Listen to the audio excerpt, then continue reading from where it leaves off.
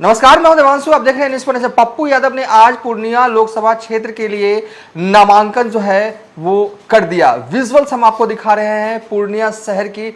देखिए आगे आगे पप्पू यादव चल रहे हैं और पीछे पीछे हुजूम जनसैलाब आप इसे कह सकते हैं, पप्पू यादव के दीवाने कह सकते हैं, पप्पू यादव के सपोर्टर कह सकते हैं, जो आपको मर्जी हो वो कह लीजिए। लेकिन कड़कड़ाती धूप में भी पप्पू यादव के सपोर्टर उनके साथ रहे और उनके रोड शो में देखिए कितनी भीड़ जो है वो दिख रही है।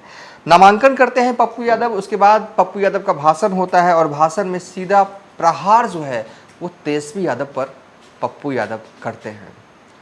आज दिन भर पूर्णिया लोकसभा क्षेत्र में सिर्फ एक ही नाम गूंजामान रहा, पप्पू यादव, पप्पू यादव। और बतौर निर्दलीय उम्मीदवार हैं, लेकिन इस तरीके से जो विजुअल्स आ रहे हैं पूर्णिया से और खासकर जो लोगों का रिएक्शंस आ रहे हैं वो ये बता रहे हैं कि आंधी चल रही है भाई साहब पप्पू यादव की। आंधी पहले थी नहीं पप्पू यादव की, लेकिन जिस तरीके से उनके साथ लालू तेजस्वी ने किया और उसके बाद पप्पू यादव ने जो सेंटिमेंटल अपील लगातार वो कर रहे हैं, हर दिन रो रहे हैं, उसका जो है वो बड़ा गहरा असर जो है वो पड़ चुका है। आग लग चुका है पूर्णिया लोकसभा क्षेत्र में और अब बस इस आग को 19 तारीख यानी कि जब वोटिंग होंगे 19 अप्रैल को, तब तक बरकरार रखने की जरूरत है। हमारे साथ बात करने के लिए रवि उपाध्याय हैं, बिहार के जाने माने पत्रकार हैं। कैसे देखते हैं सर, ये भीड़ आम भीड़ है, नेताओं की पैसे से बुलाई गई भीड़ है कि ये भीड़ नहीं है, मतलब कि एक लोग खुद ब खुद चले आए जाना कि पप्पू यादव इतने वजह से यहाँ से निकल रहे हैं? तो देखिए देवांशु जी, पप्पू यादव के समर्थक इस बार डू एंड डाई की स्थिति में है, करो मरो जिसको बोलते हैं। और वो स्थिति आज उनके नॉमिनेशन के दौरान देखने को मिला। कल आपने देखा होगा कि बीमा भारती किस तरह से नॉमिनेशन की, कितनी भीड़ थी, क्या स्थिति थी वहां। और आज आपने पप्पू यादव का नॉमिनेशन देखा, किस तरह से पैदल मार्च करते हुए अपने बुलेट पर आगे बढ़ते हुए चले गए समरणालय में जाकर उन्होंने नॉमिनेशन किया। वह भीषण तपती गर्मी में तपतपाती लहकता हुआ कहेंगे हम, उसमें लोग हजारों हजार की संख्या में लोग उनके साथ कदम से कदम मिलाकर चलते रहे। और पप्पू यादव जिंदाबाद के जो नारा लगा, निश्चित रूप से वह नारा आपको दिखाई पड़ा आपको। तो ऐसे में आप एक बात समझिए कि कल तेजस्वी की सभा भी हुई। किसके लिए? बीमा भारती के लिए, जो आरजेडी से उम्मीदवार हैं, जेडीयू से पाला बदल करके जो इसमें आई उसके लिए। तो तेजस्वी की सभा तो और कहीं नहीं हुई, कहीं नॉमिनेशन में तेजस्वी अभी तक नहीं गए। सिर्फ गए तेजस्वी कहाँ? वह बीमा भारती के नॉमिनेशन में। तो जब बीमा भारती के नॉमिनेशन में गए तो वो क्या मैसेज देने के लिए गए थे? कोई मैसेज देने के लिए नहीं गए थे। बड़े नेता हैं, पार्टी के सर्वे सर्वा हैं, अगर यदि आला कमान भी कह लीजिए तो अतिशयोक्ति नहीं होगी। इंडिया अलायंस में भी उनकी चल रही है।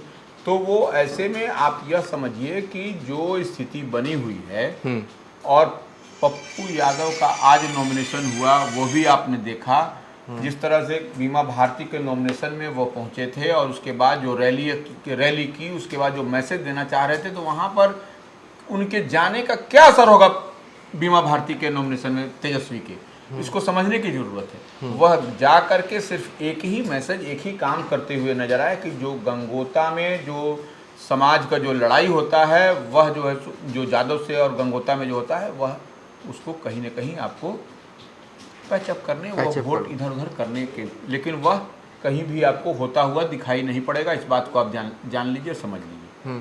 तो देखिए, और नहीं हाँ। जो कल उनकी सभा हुई, उस सभा में देखिए डी एरिया में पप्पू यादव जिंदाबाद, पप्पू यादव जिंदाबाद के का नाराबाजी भी लगा। यह भी आपने देखा, सब लोग विजुअल भी है, सब कुछ है, सब तो स्पष्ट दिखाई पड़ रहा है कि क्या होने जा रहा है और क्या होगा वहाँ। और जिस तरह से आज AIMIM बैरिस्टर ओवैसी की पार्टी ने कह दिया कि हमको पूर्णिया से इस बार उम्मीदवार नहीं देना है। अन्य क्षेत्रों के बारे में भी कहा, लेकिन पूर्णिया सिर्फ एक ही सीट पर लड़ रही है। जो अख्तरुल इमाम है वही अपनी एक पार्टी से लड़ेंगे, वही लड़ेंगे, बाकी तो जब पूर्णिया में जब नहीं है। और हिना साहब जो मैसेज है अंडर करेंट, वह सब क्या है? और पप्पू यादव उनके साथ, हिना साहब के साथ मजबूती से खड़ा है। हाँ, और एक चीज़ और सर कि मैंने देखा कि कल तेजस्वी यादव के मंच पे विधायक थे, कहाँ के विधायक थे जो एआईएम छोड़ के जो आरजेडी में शामिल हुए, सब किशनगंज वाले सारे विधायकों को बुला लिया गया। वो पूर्णिया लोकसभा क्षेत्र के नहीं थे, लेकिन मैसेज देने के लिए हम मुसलमानों के हितैषी हैं, जो खासकर 7 लाख वोट जो है वो पूर्णिया में मुसलमान है, तो कहीं ना कहीं तेजस्वी यादव को मुसलमानों का वोट चाहिए वहाँ, इसलिए आसपास इलाकों के आरजेडी के साथ तमाम जो मुस्लिम विधायक हैं उनको मंच पर जगह दी गई। तो ये भी एक मैसेज है। लेकिन बहरहाल जो भी वो भीड़ थी और आम जन अब जो है ना कनेक्ट कर पा रहे हैं, मतलब देखिए वो आप उसको ऐसे समझिए हाँ। कि वो मुस्लिम और का वोट जो है हाँ। हिना साहब का अंडर करंट है। हिना साहब को जिस तरह से दरकिनार आरजेडी ने किया और वही स्थिति जो है सो पप्पू यादव के साथ किया, तो ऐसे में वो हिना साहब का जो है सो कहना, वो अंडर करंट जो होता है वह चलता है, वह कहीं ना कहीं आपको दिखाई पड़ेगा इसमें। तो वो मुस्लिम का कोई भी अगर यदि नेता हो तो हिना साहब से बड़ा कोई है क्या? मरहूम साहबुद्दीन की पत्नी है वो। तो इस बात से आप इत्तेफाक रखिए न रखिए, लेकिन आपने देखा होगा कि जो महागठबंधन की जो सरकार थी उस समय किस तरह से जो उपचुनाव हुआ, या उसके पहले आप देखे गोपालगंज के चुनाव में खाली उनका शांत रहना ही बहुत बड़ा मैसेज आ गया। बहुत बड़ा मैसेज आ गया, बिल्कुल। तो वो सीट जीती हुई सीट बाजी हार गए थे। तो यह सब खेल झोल झाल हुआ। हाँ। तो यह इसमें आपको कहीं दिखाई नहीं पड़ा। पप्पू यादव जो है सो विन विन की सिचुएशन में है आज के डेट में। इस बात को आप मानिए नहीं मानिए। और देखिए जो जेडीयू की वह सीट है, जेडीयू के सिटिंग सांसद हैं संतोष कुशवाहा। संतोष कुशवाहा सांसद हैं और पप्पू यादव की पार्टी में राघवेंद्र सिंह कुशवाहा जो है सो वहाँ पर हैं, कुशवाहा वोट बैंक को काटने के लिए डेंट लगाने के लिए वहाँ पर हैं। तो आप समझ लीजिए क्या स्थिति है वहाँ। हाँ, एक सज्जन से मेरी फ़ोन पे बात हो रही थी, पूर्णिया के ही रहने वाले। उन्होंने कहा कि पूर्णिया लोकसभा क्षेत्र का ये पैटर्न रहा है।